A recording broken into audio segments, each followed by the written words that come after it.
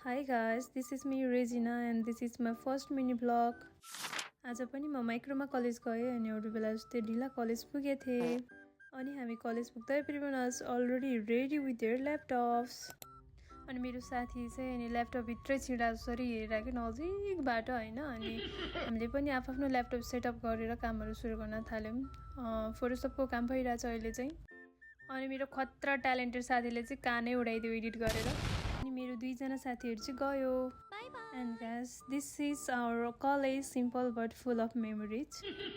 and here is my friend making TikTok छिटो जाम भन्दै थियो एउटाले चाहिँ तर उले चाहिँ मानेकै थिएन टिकटक बनाइरहेको थियो अनि हामी चाहिँ लाउ न त ढिला भइसक्यो भनेर जाम भनेर कुद्यौं आजको वेदर फेरि बब्बाल चिसो थियो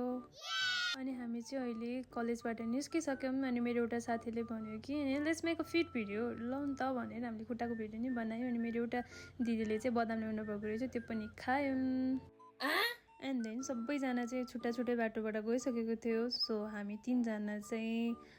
सँगै हिँड्यौं किनकि अलि अगाडिसम्म नजिकै जाने थियो then my own friend less again अनि हामी दुई जना चाहिँ अलि अगाडि आएर बस चढ्यौं thank you so much for watching